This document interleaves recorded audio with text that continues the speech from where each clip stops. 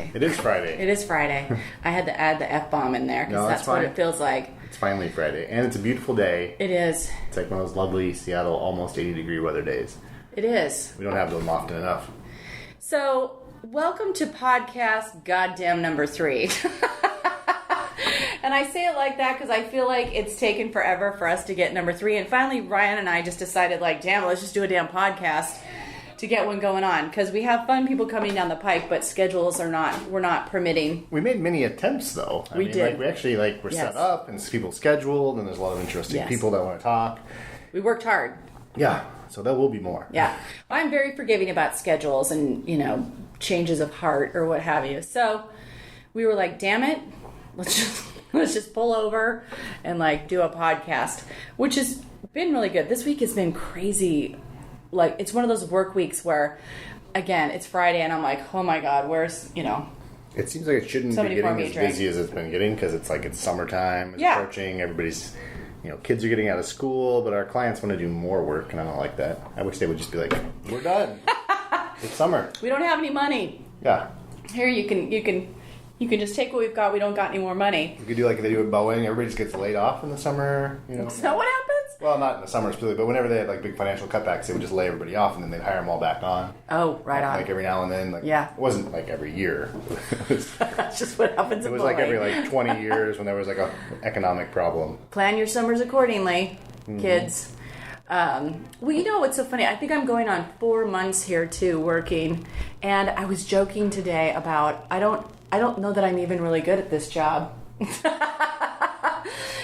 Because there's a lot that I probably construct in my own mind too about what a good project manager is. And for those who don't know, which could be everybody, I do project management as my job, as my other job, as my big girl job, but it's something I've kind of fallen into, and on some levels I can do it, but then on other levels I feel like I'm completely faking it. And I'm not a spreadsheet girl. I'm not a details person. For anyone who's had to try and book me a show, they're like, holy hell, how is she a project manager? But this was one of those weeks where I was just like, oh, I don't know about this. I don't know. I'm not sure this is what I'm really meant to be doing.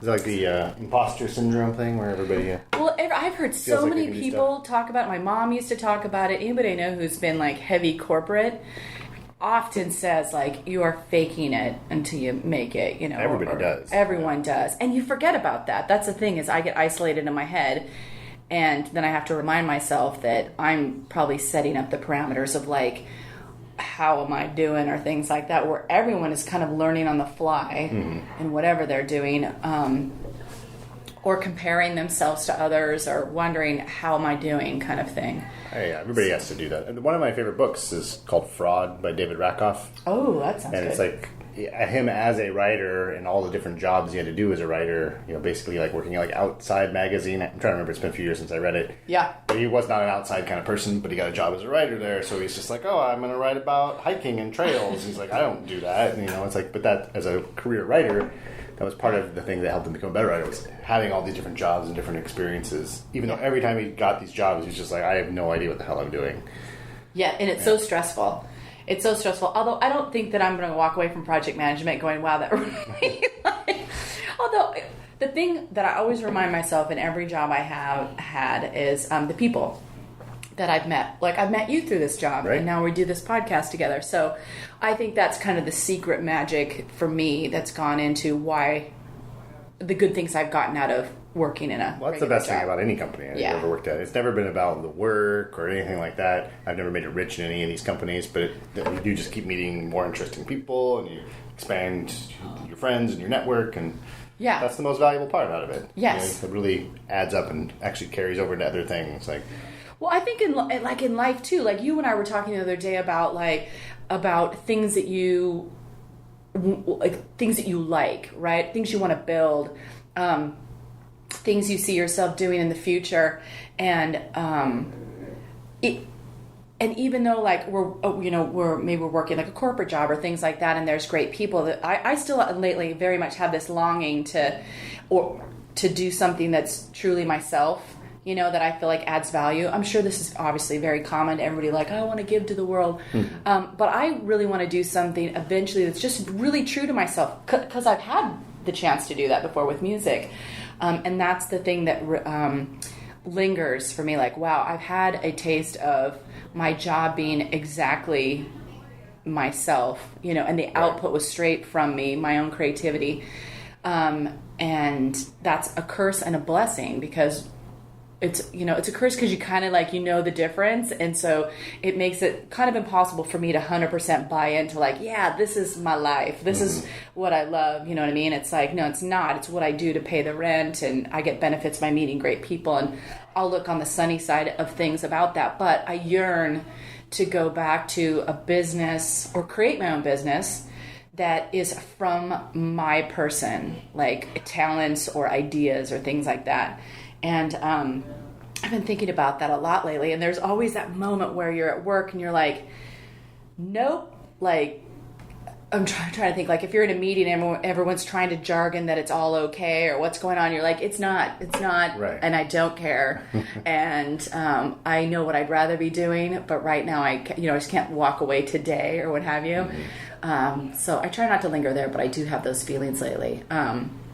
My goal is to eventually have a business that is a mixture of probably music and doing this podcasting, and then I really want to do something, and I feel like any of the words out there are not quite what it'd be, like life coaching or counseling, and I've been trying to figure out like what exactly it is and what would you call that, because it's not really like, it's more confidence boosting. Like, right. I want to take someone who feels nervous about something, work them through that so they get to doing it. Right. So they serve themselves. Yeah, the nice thing is I don't think there's any qualifications to do that. So, I mean, you just have to be good at it. People have to believe that you're good at it, and then you can do it, really. Well, I feel like I've got to set something up in terms of, and I do think about these things, do I need an office? What would someone, a construct that people would recognize and then be able to say yes to? Because I think I know a lot of people who would say, oh, I would love to talk to you. And I'm like, would you come to a place, pay me money, and take my advice seriously? That's a big difference when somebody pays you for it. Yeah. So I want to put it together in some way that it has a name or a vision to it that someone can understand and then say, yes, I want that. I would like to spend money on that, or I can see what that is. And I don't think that's so far-fetched, but I feel this gap between the not doing and then doing it. What's going to be the tipping point for me to doing it? I think that's the scary part. Is because right now, no matter what, you're in a comfort zone. You've got stability. You've got these things, and then every time you want to add something new or do something new, there's that risk. Yes. And there's that investment of your time and your energy, and then what's it going to mean repercussion-wise? Well, we were talking about that yesterday too. When you have an idea, but you don't know the end result yet. Right. Makes it even hard to start. Right. In some way. It can. Yeah. It can be the hardest part. It's just like with anything, with writing, with art, with music. It's like getting started. Yeah. Is that's the tough part. Coming to the blank page. You're right. Yeah. You're just totally nervous that nothing's going to come out, so you just don't go at all. Yeah, I absolutely get that. I want a gut starter point. I'm pretty courageous in that way, where it's like, if I get a gut idea that's like, get an office, make some cards, and start talking about it. Maybe that's the start. And maybe I don't have anyone who shows up for months, and then one person does. Maybe that's how it looks like. Maybe I just busy. Answered my question right there. But you have plenty of other things that you're doing, so it's not like you need to do that to rely on it. You could explore it, and it's less. I'm just really eager. Yeah. Well, and I have a tendency to get then really excited about it, and then I got to calm that down a little bit. But yeah, no, that struck me again when we were having a conversation about the things you want to do. Right. And I thought, well, I should really be following my own advice. And so I'll be chewing on that. I will be chewing on that. But for now.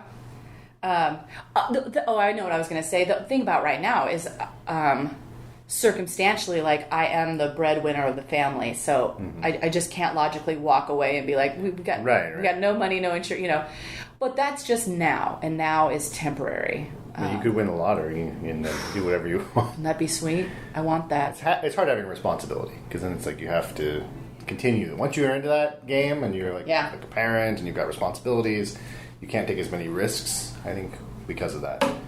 Or you got to think really hard about how you make that transition. For sure. Because to do nothing, I think, is soul killing. And I try to be very wary of that. I don't want that. I was telling my husband yesterday, because we've been doing a lot of just soul searching since we've been back in Seattle, and there's change afoot again in Seattle. Seattle's not the same Seattle it was when I first started being here, and so that's kind of a discussion we have. But we also I was just talking about how I feel, what's missing, or what's wrong, like what's not feeling good.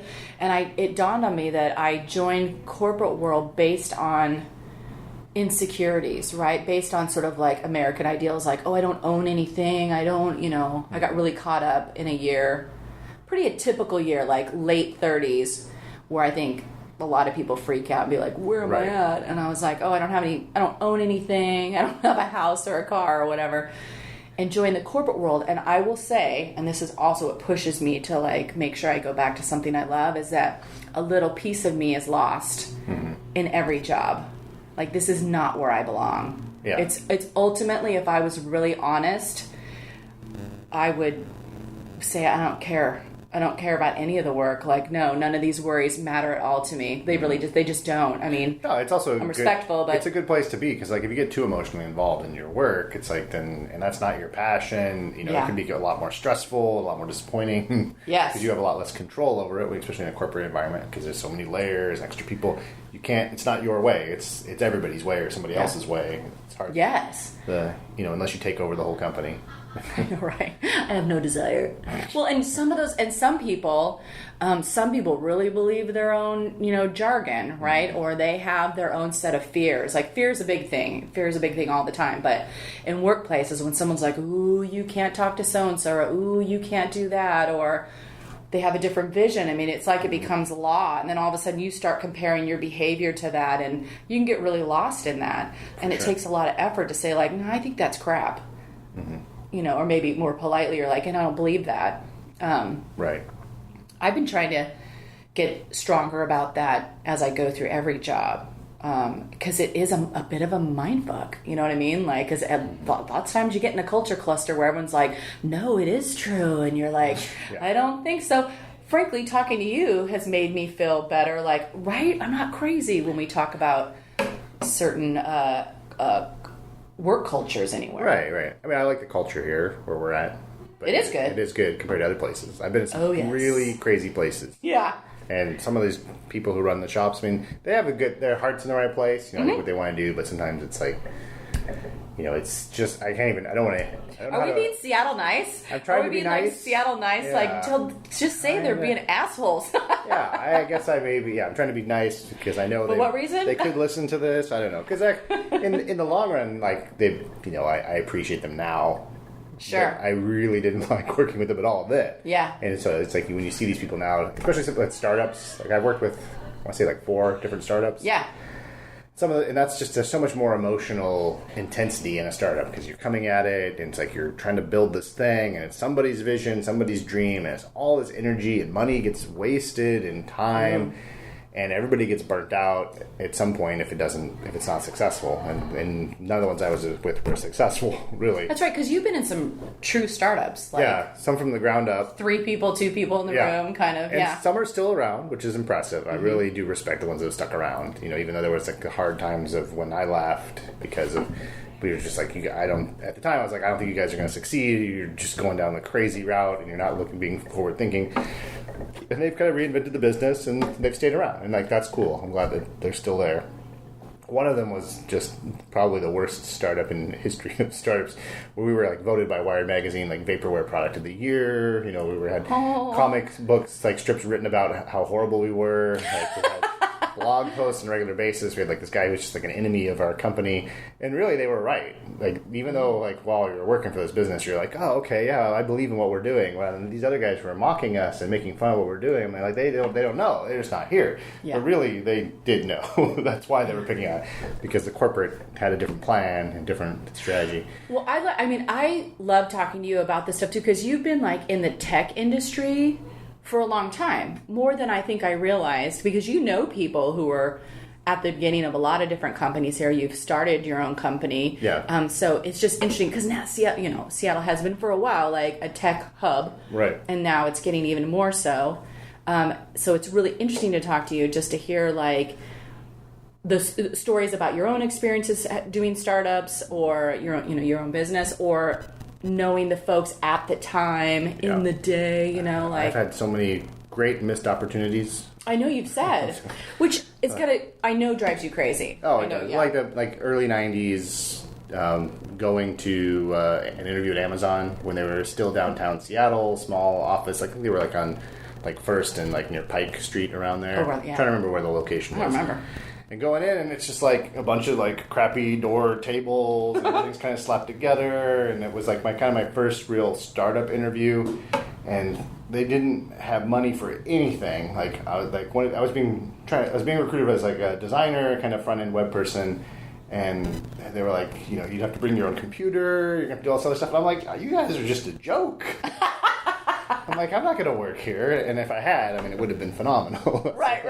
But how do you know? You don't know. Yeah. And based on my gut instinct at the time, I was like, you guys don't know what you're doing. Hey, I can say the same thing about music. Like I think I've said to a lot of people, like Goodness was signed to Lava Atlantic.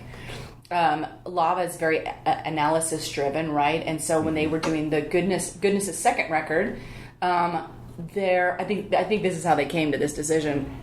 Their analysis is that all fans liked all songs, so therefore we don't know what to do with you.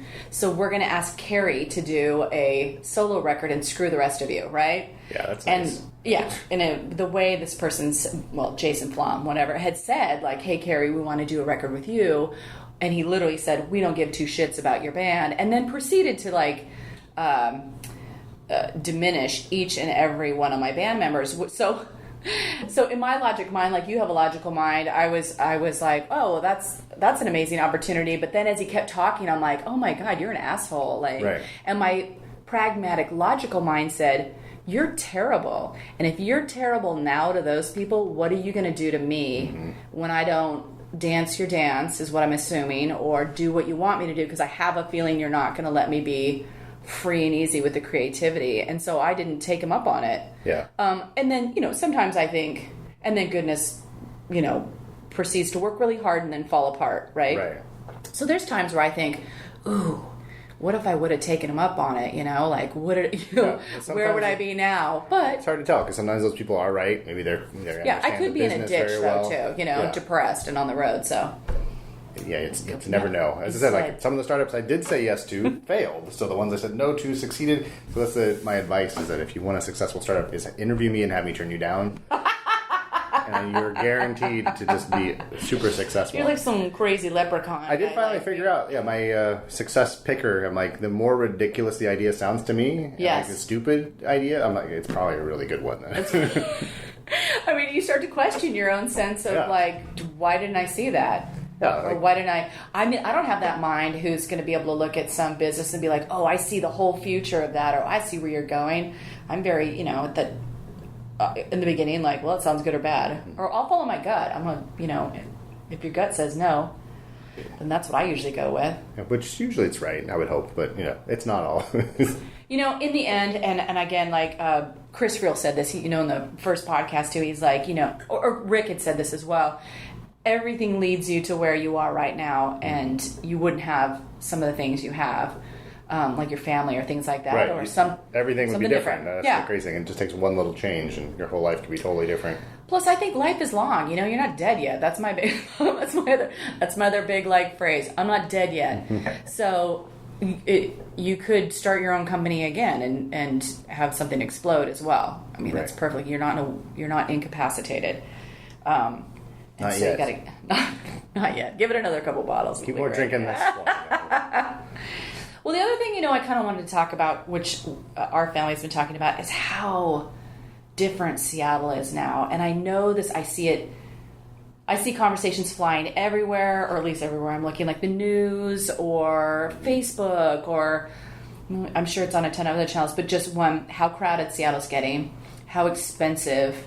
I'm really starting to see, and this strikes me, a lot of stories from artists like conversations like I'm moving, can't afford it, like for sure, or I'm getting booted out of my house because they can sell it for more, or I mean, strikingly now, enough stories where I'm like, whoa, a friend of mine just got evicted, like they have nowhere to live right now, or oh wow, like a couple people just moved, and so I feel like I'm watching a trend or a shift where I'm like, something's happening. Yeah, and it's not a good trend because like having creative people leave your city takes away from the character of a city. It's like you want that. It's an important part of what makes a place interesting. And it's depressing when you see like all the little cool shops here in Pioneer Square closing down, and then the only thing that can replace them are like bigger, better, more expensive restaurants and things like that. Right. Filling those gaps because they're the only ones that can logically take that new space. Yeah. And afford to survive. But you're like, I really liked that old bookstore. I really liked that you stupid toy store or whatever that can't really afford to exist anymore. But it's what made this area cool because they were there for 30 years, you know. Well, and it feels transitory. Mm-hmm. Like so much more feels transitory. Like, I'm sorry, who's bought the houses in the neighborhood? Oh, the young person maybe who doesn't have a family who can afford it because they work at Amazon, you know? Like, oh, that's great. Well, it's not a family neighborhood. Like, for instance, we live in West Seattle, and I have a friend who grew up there. And, I mean, I have a couple friends, actually, who've grown up there, and they're like, oh, I can't afford to buy a house in the place I grew up. Right. I gotta move. Yeah, I know. But Joe Blow from California or wherever, I'm not biased, but wherever has come and moved and has the tech job that can, and maybe they have a family, maybe they don't. It's just very... there's just no chance. There's no option, and that's extraordinary to me. I had like, so for anybody who wants to know, like my husband and I are considering moving. So not we're moving to T-Town, so it's not that far away, and it's affordable, and we want to do it soon because we feel like that's not going to be an option. I don't really want to be away from... It's a window as well that they'll afford because it will go up. Because we can't afford West Seattle. You know what I mean? We can't afford it. And so it's also gotten really crowded. Like I got back and, you know, we were in Minneapolis, which is less crowded. It's more mellow. It's affordable, but it's very family oriented. Mm-hmm. And so when we moved back, it just feels hustle bustly here, and it feels like it doesn't feel calm. You know what I mean? Like I want friends to like linger over and have a barbecue. I want to relax, frankly, and I want time and space, not fighting traffic. And I keep asking myself, like, am I crazy? Am I seeing what I'm seeing? But I'm like, it just feels stuffed here, and it feels crowded. I don't even consider going to other neighborhoods because I don't want to get in a car. Right. I've kind of done those neighborhoods anyways. I sort of feel like I've done Seattle. I mean, I've had great history in life here. But we're talking about moving too, just for those reasons. And a month ago, when we first started considering it, I was not happy about it. I mean, I had meltdown, like tears, calling friends going, I can't believe, because can't's not in my vocabulary, really. Yeah, I hear you. Can't's not, I feel like my parents. I feel like this is the most grown-up thing I've had to do, is to face a financial fact, and then, oh well, move. You can't have what you have what you want unless you want to be house poor. No, exactly. It's a difficult thing. Like I've lived in Seattle almost all my 40 years that I've been here, since I was born here, and probably another huge regret. You're from here. Hi. Was like not buying a house when I was younger because that wasn't the thing you did when you were younger. I know. I think about that all the time. Why the hell didn't I buy And then finally, when I did hit the age of thinking about buying a house, was when the housing market across the entire country was a horrible, overpriced disaster. Oh right, yeah. And then everybody I talked to was they're like, "Don't buy a house now. Don't do it now. It's terrible." But it didn't really collapse in Seattle like it did everywhere else. Like prices went down a little bit here, but they didn't go down enough to where it was like, oh, I can afford to buy a house. Do you think so? Yeah. I mean, I saw like, it went down like maybe, we're talking like most of the houses like in my neighborhood, and I rent because I live in a nicer neighborhood. So I'm pretty fortunate to find cheap rent in a nice house. But it's like this, most of the stuff in there is like in the $500K price range. Yeah. And then they did drop down to like, $450. So it's like, okay, now a little bit. It's like, that's still out of my price range by a lot.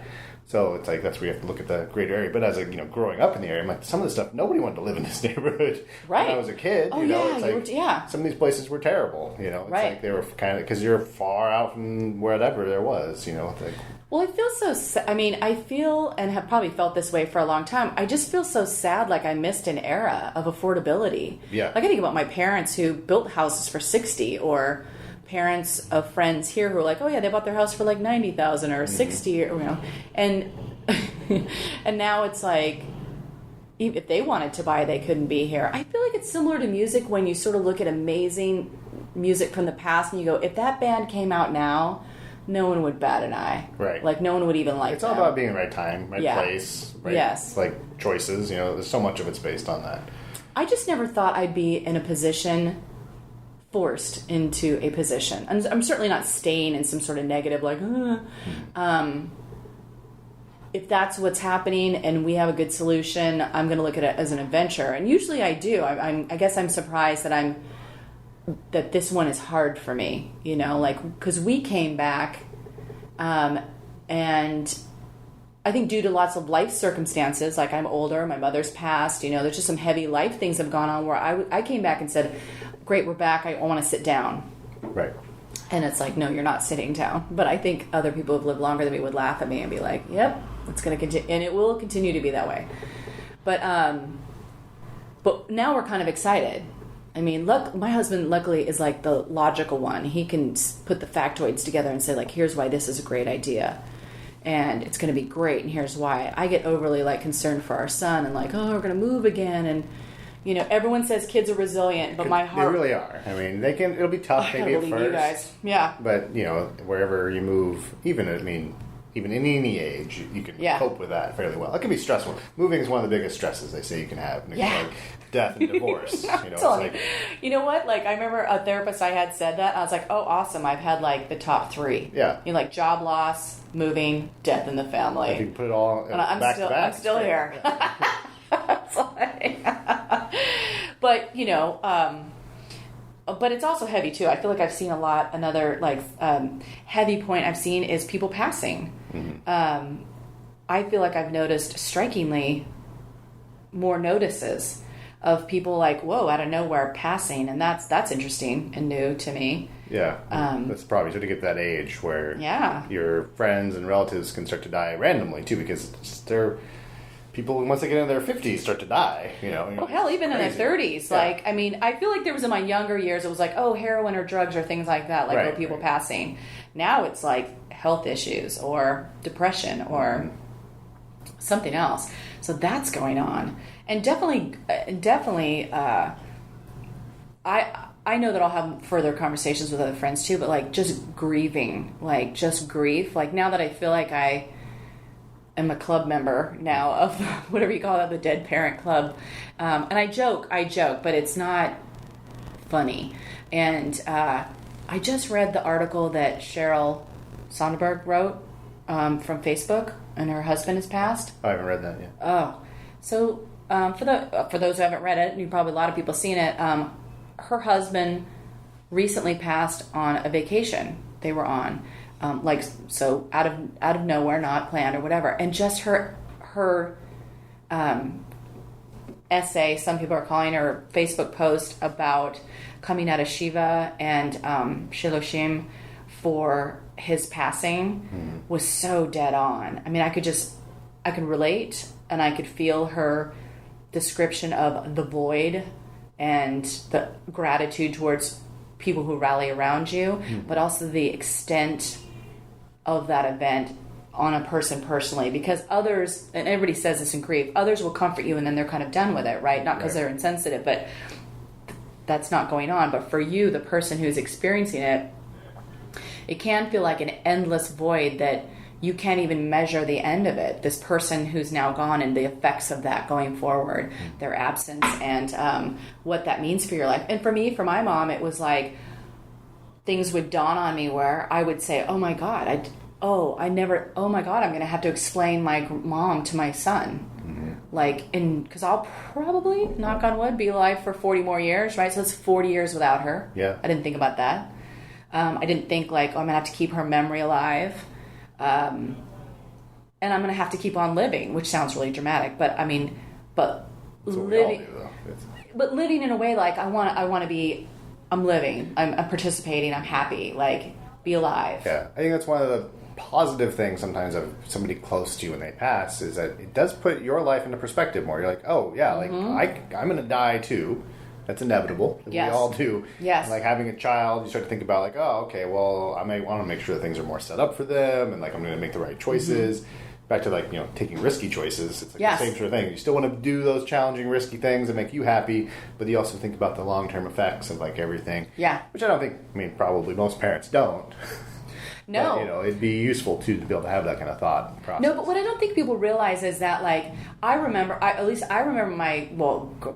graduated from high school, I was like, I'm out of here like a bat out of hell. I'm going to Seattle, and took risks, and like it was a joyful, alive, like very like energizing feeling, nonstop looking forward. Mm-hmm.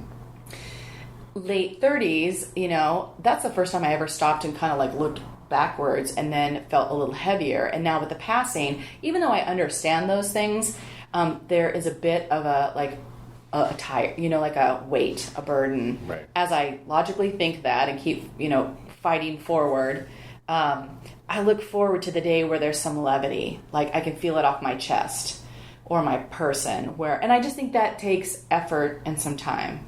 My husband and I just were reading a lot about stagnation, and we're doing actually just great conversations around stagnation and the origins of that, or your reactions to things and unraveling. And we were just talking about how it's really not a truism that time heals all wounds. Sometimes actually effort. Right.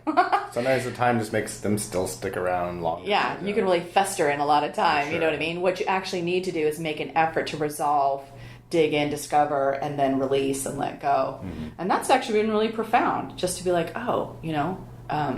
if I just sit here in this, I will still be sitting here in this. And I don't want that. So there's another good thing I read. I like The Artist Way, that book. Yeah. And there's a great chapter in, Julia Cameron writes that book, and there's a great chapter about one of her clients coming to her and saying, oh, I've always wanted to play the piano, and I just never have, and all this stuff. And she finally looked at her and said, like, well, you're not dead. Yeah, exactly.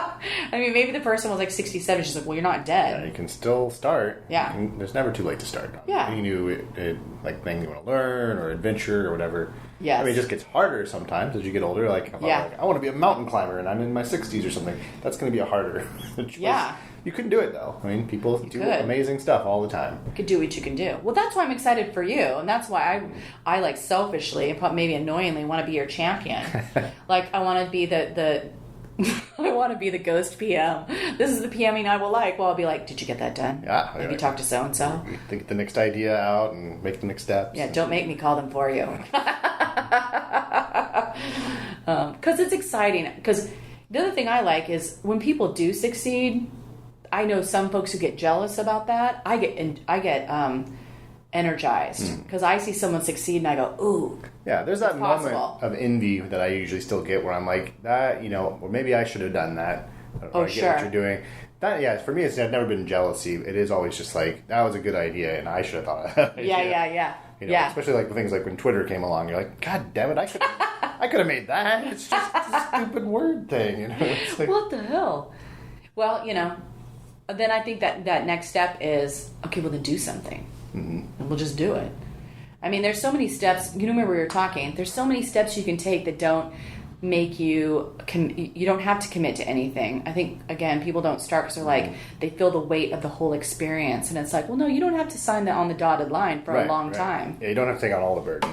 No, you can just discovery for a long time, and then decide if you want to buy in or whatever that sign off moment is. But that's I'm excited for I always say I'm ready for part 2. I'm ready to wake up for part 2 and be alive and feel it. The other thing my husband said to me the other day that struck me, because we have so many things lately, bravo Marty, but he'll say things where I'm like, oh my God, I didn't think about it that way. We started talking about intimacy, and I don't mean sexual intimacy. I mean friendship. Right. And which can be harder. which can be harder. And I realized for myself that even though, and this was, again, I will say profound for me, because I was like, oh my God, even though I feel like I'm friendly and I know a lot of people and I have friends that I care about and I know I have friends that love me, that's not the same as intimacy. That like intimacy is full presence, walls down. Yeah, it's the vulnerability. It's the vulnerability key thing where you can be with somebody and you can share that you're having a hard day, and you really are. You don't have to pretend, and having that comfort. And you get something back from them. Right. Like I asked myself, what friendships do I have that give back to me? Which is important, because otherwise, you're just the person that comes in and takes a big crap. Yeah. And then leaves. Yeah. Nobody wants that in a friendship or any intimacy. But that can also include, like, I mean, I know I have friends who love me, but, like, do they call? Like, do I see them? And this isn't a roster of, like, what you ought to be doing for me. So you do a scorecard and all your friends. I don't do scorecards, because I have plenty of friends who'd be like, you don't fit on that scorecard either, honey.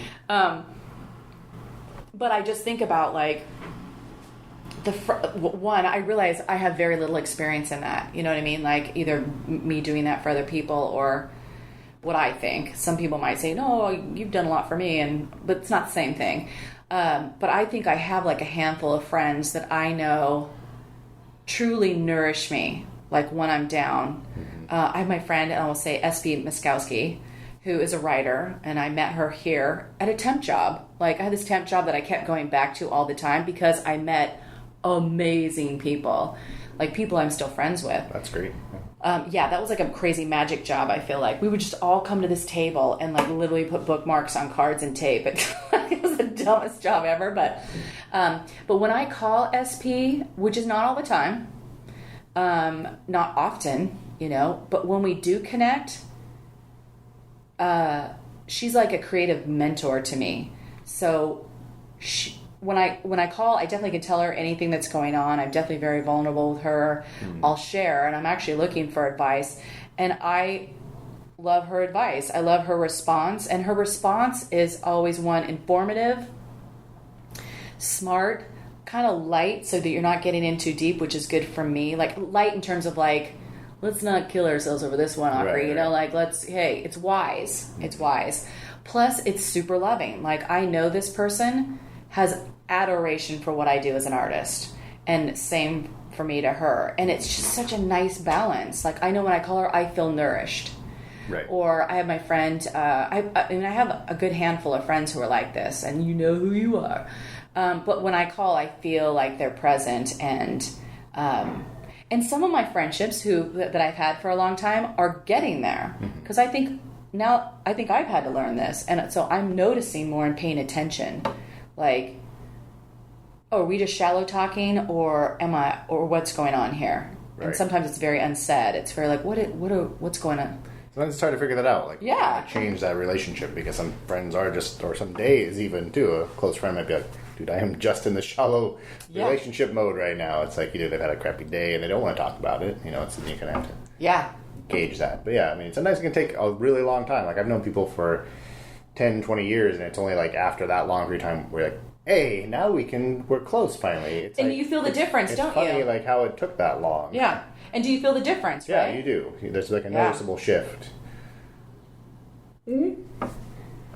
I feel like there's some people I've known for decades, and some of that's circumstantial too, because you're like of an age, and a certain age is running around being crazy, you're finding yourself and all of that, but and at my age right now, I completely understand my mom's comment she said in my 20s that I laughed at, where she was like, you're lucky if you have one best friend. And I was like, you gotta be kidding me. I know like 8 million people. Yeah, I'm doing great. In your 20s, you're like, I have a ton of best friends. Yeah. Yeah, everyone's best friend, because you're all discovering each other and yourselves and all of that. So I used to think like, oh, you're nuts. How lonely for you, Mom. And now I get it. Now I get it. And you realize how powerful it is. You're like, yeah, that one good friend is the world. It's like you need them more than anything. You really do. You really need them. And this is kind of part of like the counseling or things that are topics I would love to get into with people as I start to understand that. I would love to understand this wisdom for myself, but also bring it to other people because I think it raises quality of life. I think it's how human beings should be functioning, and there's a lot of different things in how we're functioning that are broken or not tended to or nurtured or things like that. So it's just been kind of really like a profound months here digging into these things, and I find it really interesting because it's really been like aha moments or oh my god. I was biking home yesterday and feeling kind of sad, and I didn't even know why. Actually, I was biking really slow because I was like, what's my problem? Like, it's gorgeous out and whatever, and I'm just, what I really want to do is I kind of want to, this is what I like about the podcast, or I really want to talk to somebody, and I really want to share or talk about my mom, or I need somebody to talk to. And I got home and so was talking to Marty, and Marty goes, oh, you're lonely. And exactly. I mean, it sounds so simple, but I was like, oh, you're right. Yeah. I mean, I'm feeling lonely. Like, I don't have anybody at that moment to talk to. And I know I have friends who are going to hear this and they're going to be like, oh my God, you should have called me. And I was like, and I will. But it was a good thing to say. It was a good, like, you're feeling... It's good to realize that, yeah. Yeah. Because it's easy to not always tell what some of those emotions and sensations are at the time. Yeah. That's usually, that's the cause. Because sometimes, like, I have depression. And that masks a lot of those types of feelings. Yeah. You don't always know. You're like, I have no idea why I'm feeling miserable right now. You're like, because I'm used to that. It's a baseline. And when you get used to it, that might feel scary too, because you're sort of like, how do I know the end? When do I know it's coming again? I mean, maybe you're more intimate with like the wave of that emotion when it comes and goes. But you're right. I think when you're in that fog too, it's easy to fall to things. I've talked a lot about wine or drinking and things like that, and being very careful, or not drinking, very careful about the why. For myself, why you'd be picking up a glass of wine, and even if you have a glass of wine, thinking, which sounds like it's taking all the fun out of it. Yeah. But I really want to do that work, just to say like, okay, why are you doing that? Like, it's a good question. You're like, I'm drinking this because I'm actually going to enjoy this, or am I drinking it because I want to really just mask everything, and get that numb feeling, Which is fine as long as you're conscious of it and you're making that choice, as opposed to doing it unconscious, which can happen a lot more easily. Well, and I would even go as far as say it's not fine if like I would, for the last 10 years, I think at heavier times, I was I've been very conscious about what are you doing, even as it was destructive, or even I was going to cause us hangovers or whatever. What are you doing? I'm like, well, but you continue to do it. Yeah. So even if you're watching and looking and understanding, look at what you're doing, you're still doing it. And if it's not working for you, then you got to start to address that. But, and that's a whole nother podcast too, just about like later years drinking or the burdens of life, and even women like drinking. There's some great articles I've read recently, or in a couple documentaries about just women and alcohol, and the damage and the danger and the process, the path. It can be really bad for you. And then it's interesting, like, there's all these studies that kind of come up every now and then, like, a glass of wine is good, or a glass of beer is good, or this kind of alcohol. And like, okay, I'm glad that there's something, but it's like, does it outweigh the negatives? Well, and no one talks about, like, why you're going, like you said. I mean, I remember when I was young, 21 even, I had some friends who were alcoholics and had quit. And I remember I had a girlfriend of mine who said, I envy that you can have a glass of wine or two and be done. I can't do that. Yeah. And I was like, oh, wow. But now I find myself in my later age, which I think happens for women, especially when you get jobs and kids and burdens and stress that is no longer within your control. Mother's little helper has not gone away. It's not a martini. It might be more wine, But the dangers of that is, when you're utilizing alcohol to calm down, that utilization becomes a pattern. That pattern can, even worse with other people who have the predisposition, can then turn into alcoholism. Right, for sure. But it's still, then the hard thing is that alcohol drinking is socially acceptable and encouraged. Oh, it's everywhere. It's like... half of our office has gone to happy hour. I know. And that's the second one today. Well, think about it. I've had so many jobs where it was like, team drinking on Wednesday, or hey, I want to hang out with you. It's always a happy hour to hang out with me. And they don't need an excuse. It's just a thing to do. Well, and some people are younger, though, too. Like, we're in our 40s, and it's like I'm hanging out with people at jobs who are in their 20s. Doesn't hurt them as bad. No. And they're also... They bounce back a lot faster. Yeah. And they're not drinking that much. They're also the folks who are having 2 drinks and leaving. And I feel like I have to watch that too, just sort of like, well, I'm in a different place. But when we were talking about the loneliness, and then you put part of the things I coped with joining corporate world was one, releasing creativity for a long time, which is not good for me to do. Mm-hmm. But then consequently going and floating with like coworkers and losing track of myself and covering that with alcohol because there's always a happy hour. There is. But that creates a tremendous loneliness in me. Like I have at other times felt massively weird and out of touch and lonely. Like, well, why am I this far with all these? Like the connection that you want sometimes. It's none of me is there. You know what I mean? Other than my how you doing? You know, right? Social, not fake. Like I don't care, but it is fake. I mean, it's shallow because I'm just entertaining. I'm not really. I don't think I'd be that. I'm not doing any things that I really want to do. Yeah. And that's my issue. That's my responsibility. But God, I really noticed that. I really noticed how much I was floating through with people through life, and have really had to what I want to say, grab myself back and say like, because you know. I mean, I feel like, you know, this is going to sound weird, but I'm friendly. People I meet, I'm fun to hang out with. Hey, whatever. Right. Or for whatever myriad of reasons. But that doesn't mean I can or should, you know. And so I'm pretty Libra. I'm pretty like, oh, you want to hang out? That's really nice. But I have to remind myself, you don't have that much time, you know, in terms of your day. Like, you work 40 hours, you're a mom and you're a musician. Yeah. Pick and choose.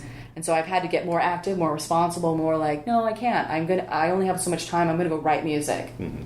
And now maybe that makes me feel sad and lonely that my life isn't so, like, free of work. That's the best thing a musician can have, though. I feel like you write great music, the more depressed and sad you are. At least I have my other musician friends. I mean, nobody writes music when they're happy, right? Running around, having a good time. Come on, man.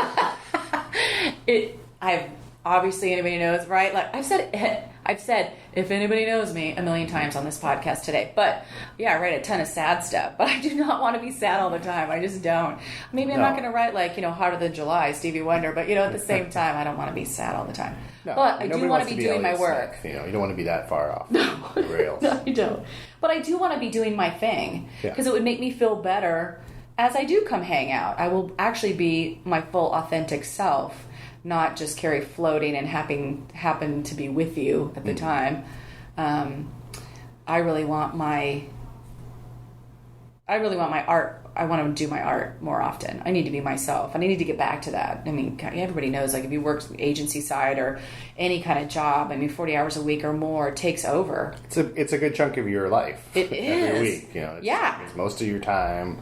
Especially when you add your commute and stuff like that in, especially when you move to Tacoma. Oh God, and you have an extra longer commute. It is a lot. It's a big chunk of your day. I decided when we moved to Tacoma on the train, I'm writing. Yeah. So I'm hoping that this is a good solve, because at home it's hard for me to write because Orion, bless his heart, is 7 and is either running through the house with a pack of boys, or he wants my attention, or he's lovingly fascinated with the piano and wants to bang on it while I'm trying to write. Sure. And so that's what a kid should do. Yeah, right. And I love that. But writing time is private time. Mm-hmm. So I'm hoping that like train time for however long I do it is journal writing and songwriting. Yeah. It's funny because like my commute, even though I take the bus and it's not that long, it's like a half hour every day on it. It's weird. It's like that's my alone time, even though it's like I'm crowded with like people kind of half on my lap and their dog falling on me this morning and stuff like that. And yet it's like... Who fell on you this morning? Somebody's little dog. They dropped it on me. It wasn't anything. Just wanted to note that. Yeah. But it's still weird, like how like the mindset of like this is my time to read a book or listen to a podcast or do a thing. It's like it really is my kind of alone time. Is my commute. Well, once you get children, you really do learn to like maximize small corners. Anywhere you can get to be alone is a precious gem. Yeah, to finish a thought is gold. Yeah, and you kind of get the feeling that everybody else is commuting the same way because not that many people are talking to each other. There's a few people who they know each other. They get on the bus together, and you're like, you're weird talking. What are you doing? Like the rest of Don't you see? None of us are talking. That's not what we do here. Yes, we've got weird people watching us now. Oh, look! I just want to let you know that we have invited coworkers to come in, but they're afraid. You should come in. We're recording. Okay. For a second. Yeah. We're recording. Hey, so we're gonna invite our friend Amanda in. She's a designer here. And nobody's in that box right now. We're just talking. Look at us. Look us in the eye. It's okay, we're here. And we're just talking away. What are you guys talking about? Oh God. You don't even know. We've talked about death. Yeah. We've covered all pretty broad. We've talked about death. We've talked about work. We've talked about artistry. We've talked about friendship. Oh. Intimacy. Some of those things go together. Yeah. Yes. Startups. Like things you wish you want to do. Drinking. Okay, can I say? Because actually it's pretty fortuitous that you walked in the door. Talk about creativity. Can I say? Yeah, I was going to tell everyone today. Oh my gosh. Okay, so... miraculously, I did go out to a happy hour with the gang here at work, and I was sort of tenuously like, I'm gonna go. I mean, everyone here is very kind and wonderful, but for my own personal reasons, I was watching like, why am I here? What am I doing here? Then I believe I had a conversation with Amanda, and in my heart, I was like, that's why I'm here, because she literally came over to me and was like, I want to tell you something. I think, what have we talked twice? But it was almost like, you know, God sent or whatever. She literally walked over and she's like, I need to talk to like you. I only felt comfortable talking to you about it. That's crazy. Well, I shouldn't leave the room then? Is that... No. But she came over and she said to me, she said, I secretly have decided I want to pick up learning how to play the violin. Oh, nice. And I was like, what? And Not a secret anymore. It's not a secret anymore. Now everyone knows. Everyone knows now. But I loved the conversation because she was so excited. She had made a decision. She was moving forward with it. She had, of course, synchronicity. That's not even a word. Synchronicity had come in, and a violin had showed up. She was going to go get it.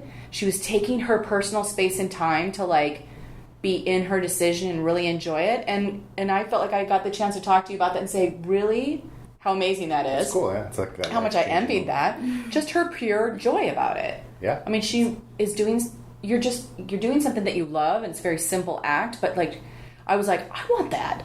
Like, look at her. She's decided she's got something she's excited about, and she's gonna go get it, and then she's doing it. I was like, what the fuck is wrong with me? Like, make it sound so easy. It's not at all. No. I'm still like, it still takes me 45 minutes just to tune it, you know. But it's a learning process. Well, I think the thing, and maybe we talked about this. I think the thing I didn't learn about art that could be said out there is that it is a journey and it is work.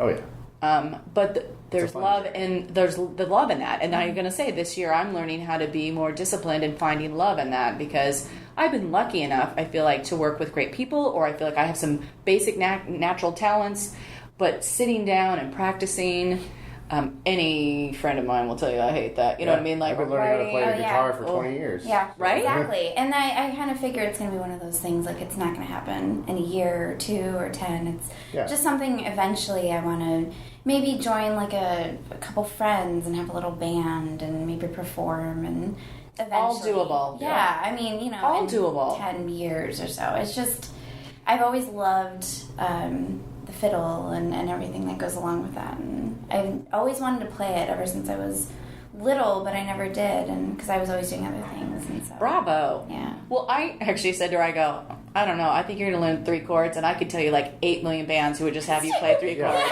Like, I don't think it's going to be 10 years, sweetie. We'll get you in a band. Let's talk about punk rock. You don't have to know how to play shit. That's why a lot of people get into punk. Yeah. Well, and so anyone out there who needs a fiddle player, who just needs a couple like notes, you know. I'm working on my scales. I'm getting pretty good. Yeah, find me on Facebook. I'm serious, and I'll get you in touch with Amanda. Well, because that's the great thing about art, and I think Seattle is still really great for that, is that if you wanted to experiment something on the performance level, you don't have to know everything. You don't have to be a scholar, you know, before you actually take action performance-wise. And there's plenty of artwork, there's plenty of experimentation that doesn't follow like, I must know how to play perfectly. I went to a show where a guy, even though I'm sure I didn't really enjoy it, but he just took a guitar and was feedback and distortion and wasn't really playing, and for like a good 45 minutes solid. Oh, really? All it was. And then at the end I applauded because I was like, you know what, you got on the stage and you had the balls to do that. Yeah. And I could have done, anybody could have done Yeah. that, but you did it, and that was impressive in that Not everyone sense. can get up on stage and do something. Yeah. Really. People say the percentage of people actually get up and, like you say, get on stage is very It's terrifying. minimal. Yeah. Well, and For some. you have to remind that to people who do it, who get nervous, to say like, hey, That's a big deal. That's good. Yeah. You know, rarely do people actually get up and do that. But you know what I think about that, though, is I think about countries that have music integrated into their culture a lot more. It's less frightening. Like singing songs around a piano here, I think there's definitely regions and families who do that. Right. But I know a lot of people are sort of like, hey, if we picked up a guitar and sat in the middle of the room, like people would be dead silent. Yeah. They'd be terrified. There's less stage fright when it's just part of your culture. Singing should be a part of your life. Oh, I think Or one of it's the like best examples of that recently, I went to a wedding and it was supposed to be outdoor and it started raining in the middle of the ceremony. So we had to run inside, and they had to leave all the sound equipment outside. So the recessional, when everyone was walking out of the wedding, was supposed to be a Beatles song. Of course, now I can't. Oh, I Want to Hold Your Hand. Oh, nice. And so when it got to the point where the bride was walking out, they didn't have any music, and so they're like, feel free to start singing, and as a joke. But then a couple people started singing, and then before you know it, everyone is singing as the bride walks out. It was one of the better moments I've ever witnessed. That's beautiful. At a wedding. Yeah, it was just so much fun. And you can't plan that when you stuff. No. Yeah, it was just, it was perfect. It was great. I think a lot of people, too, think they don't have the right, or think that, I'm not creative, I don't know how to do that, but they truly desire to. And I'm like, creation comes in a lot of different forms. That could be, mud on a plate, who cares? It could be anything. Exactly. And one of the biggest things is just having the guts to just do it. Yeah. Regardless of what anyone's going to do or think or say. Definitely. I agree. Mm-hmm. Look, we have another coworker. Libby is looking I have to leave, but all right. I'm glad I get to talk about that. I'm going to go tell everyone now. Everyone, goodbye to Amanda. Amanda Stockbridge, I'm no longer going to be a closet fiddle player. She won't be. That was a good little interjection there. Yeah. Thanks for stopping Bye, guys. Bye, guys. It's like Mr. Rogers' Neighborhood in here. You got people come in. It is. I know. Maybe we should make this a regular thing where we're like, God knows who's coming in the office. Pick more public places. You know what I think would be funny is to do it here and then invite our friends in to do this, so that somebody famous or amazing would walk through and be like, what the hell's going on? Sounds good. Yeah. Anything to mess with the office. Yeah, they would enjoy that. I love that. All right. Well, maybe on that note, we'll wrap up. Sure. We can wrap it up. So Ryan, I think we should do this more often. I mean, we were all over the place. We could be more focused in the future. Hell no. No. Like I said, this is sort of raw and uncut and whatever you damn well feel like doing at the time. Because look, I'm a project manager. I don't want to organize anything. It should be fun. Yeah, we don't want to make it a work.